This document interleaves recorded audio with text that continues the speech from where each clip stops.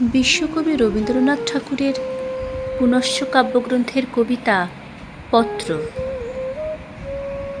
তোমাকে পাঠালুম আমার লেখা এক বই ভরা কবিতা। তারা সবাই ঘেঁষাঘেঁষি দেখা দিল একই সঙ্গে এক খাঁচায়।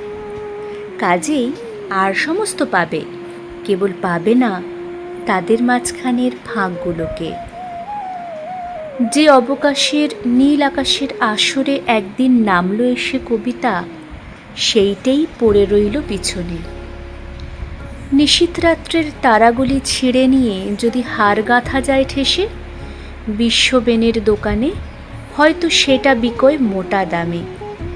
তবু রসিকেরা বুঝতে পারে যেন কমতি হলো কিসের। যেটা কম পড়ল সেটা ফাঁকা আকাশ। তৌল করা যায় না তাকে, কিন্তু সেটা দরদ দিয়ে ভরা।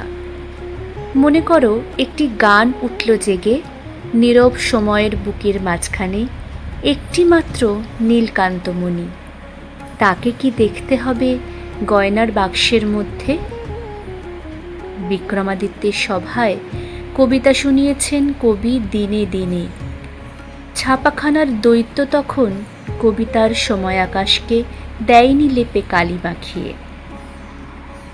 হাইড্রোলিক জাঁতায় পেশা কাব্যপিণ্ড তলিয়ে যেত না গলায় এক এক গ্রাসে। উপভোগটা পুরো অবসরে উঠত রসিয়ে।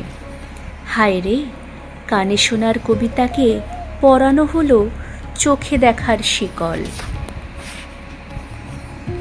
কবিতার নির্বাসন হলো লাইব্রেরি লোকে।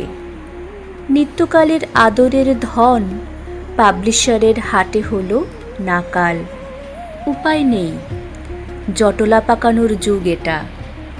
কবিতাকে পাঠকের অভিসারে যেতে হয় পটলডাঙার অমনিবাসে চড়ে। মন বলছে নিঃশ্বাস ফেলে, আমি যদি জন্ম নিতেম কালিদাসের কালে, তুমি যদি হতে বিক্রমাদিত্য, আর আমি যদি হতেম কি হবে বলে জন্মেছি ছাপার কালিদাস হয়ে। তোমরা আধুনিক মালবিকা কিনে পড়ো কবিতা আরাম কেদারায় বসে। চোখ বুজে কান পেতে শোনো না। শোনা হলে কবিকে পরিয়ে দাও না বেলফুলের মালা। দোকানে 5 সিকি দিয়েই খালাস।